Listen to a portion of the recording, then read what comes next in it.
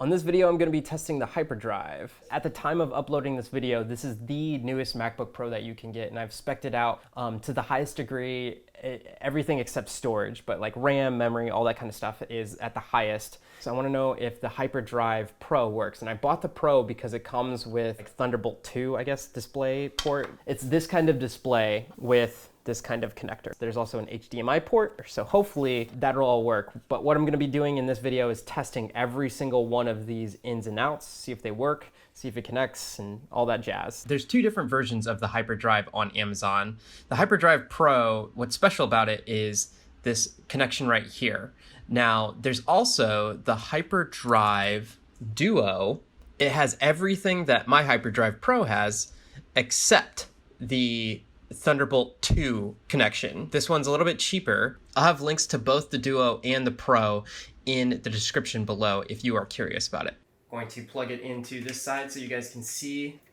It snaps right in. There's a little light that shines to make sure that it has power. The first test I'm gonna do is see if I can connect my wireless mouse into my wired keyboard and then through the USB on this HyperDrive, and then see if it loads on my computer and is moving. And let's see if it works.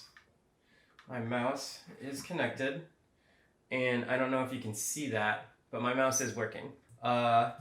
Keyboard is working. The USB seems to be working. Now let me plug in power to make sure power can transfer through there. Plug that in right there. Right there. Power's on. Cool. So this is normal SD card. Oh man. It's really sturdy. You put it in upside down? I think you put it, okay, yeah.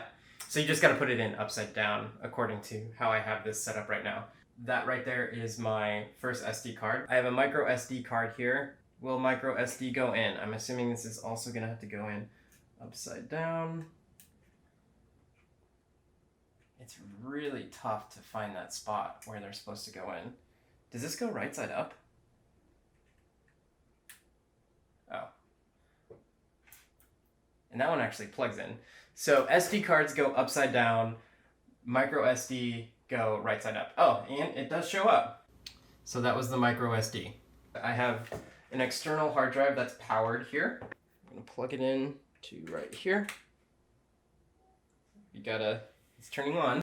Seagate 3, boom, it works. The next one to test is a hard drive that isn't externally powered, so if it can power it through the computer. We have a just normal external hard drive here into the USB. It is lighting up, so I'm assuming it's gonna work. And there it is, if you can see it. Let me try and put something into USB-C. So I have here a normal USB to USB-C. I'm just gonna plug in that same drive into the USB-C. While I take this and I'm gonna plug this back into my USB, my external hard drive over here. All right, so I have all four working right here. And also the SD cards are all working still. This isn't exactly a good representation, but this is the monitor that I use to look at myself, and it has an HDMI in. We just wanna see if this HDMI out from right here will work. So, you plug this HDMI in, turn it on, HDMI coming out, does work. All right, so now the moment of truth. The whole reason I bought this HyperDrive Pro was so that I could use this old school Thunderbolt with my quote unquote old school Thunderbolt display. So, does it work? Let's find out. We have all these things plugged in, and how this would normally work is you would take this that's connected into the monitor and it automatically turns on. Let's find out. Upside down. It's in.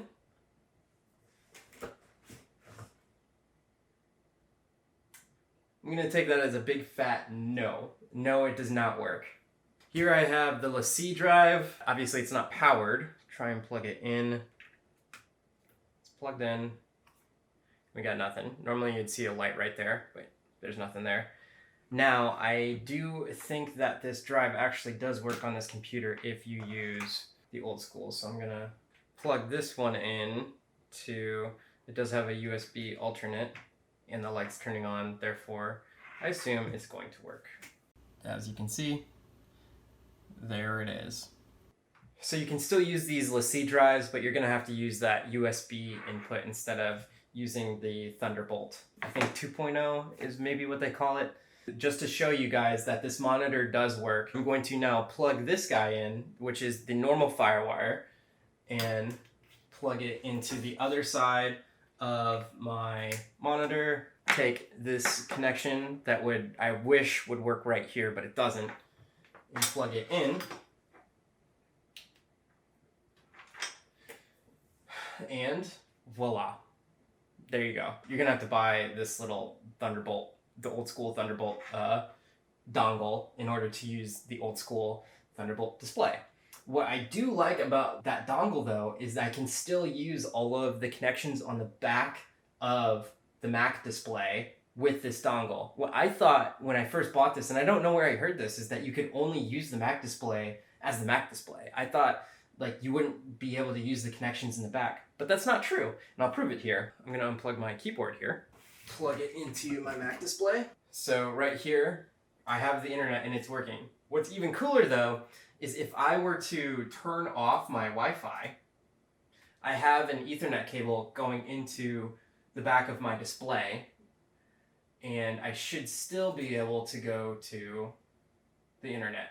I don't know where I heard that. Internet still works on my computer. All the other connections still work on the back of my Mac display when I do use the old school Thunderbolt connection.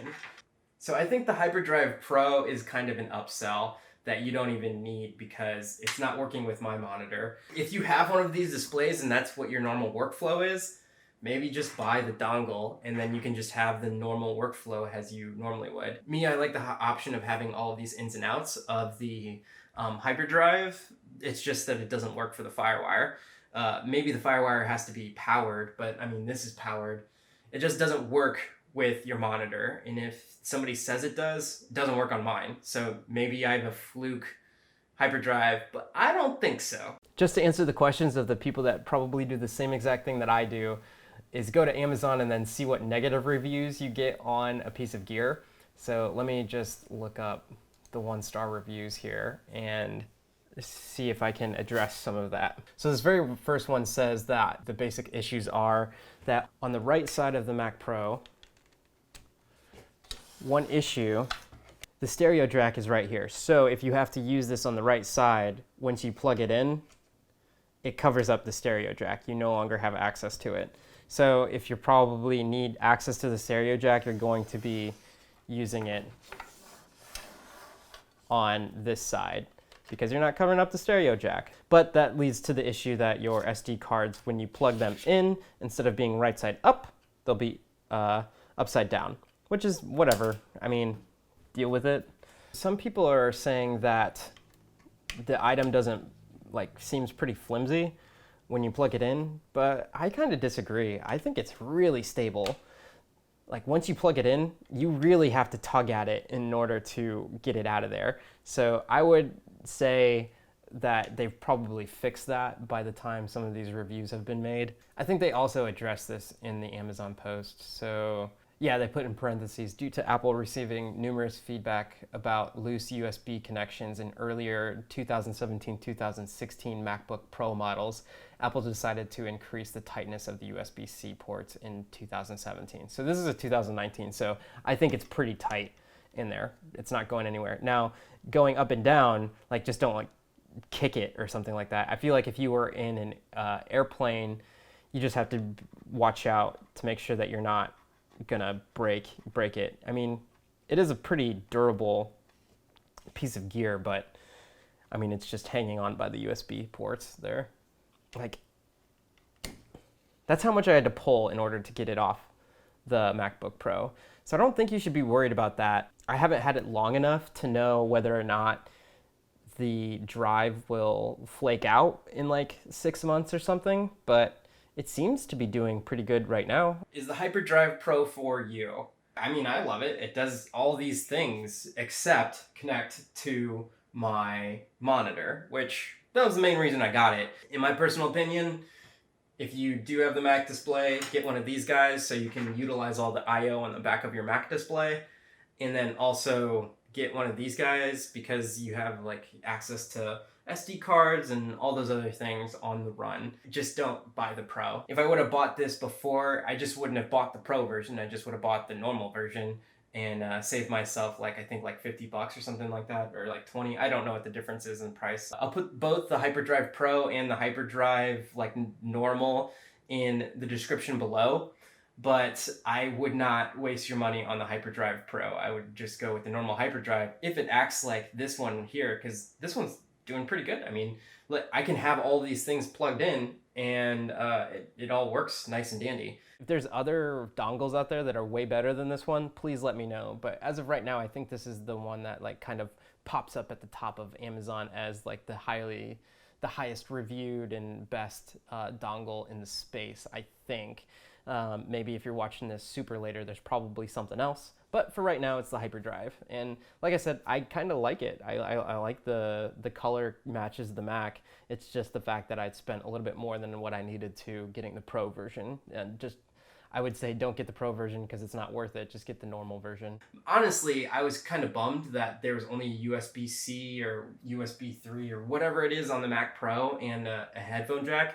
But actually, after thinking about it, it would be cool if everybody got on the same page and only used one input type. That would be really awesome. Like imagine if like SD cards only went into USB-C and all of your hard drives went into USB-C, or it wouldn't even be USB-C or whatever it is. If everybody agreed on one input structure, I think technology would go a lot faster in improving because you would only have to worry about one type of input, which I guess it kind of was USB to begin with, but then you had kind of like smaller versions and all that other stuff. Regardless, this video is already way too long. If you made it this far, my name's Javier Mercedes and I like to do video tutorials on this channel as well as talk to people and what they're passionate about. So if you're into like self-development and creators and all that kind of stuff and video stuff, you're in the right place. Till next episode, live a life of abundance. I'll see you guys next time.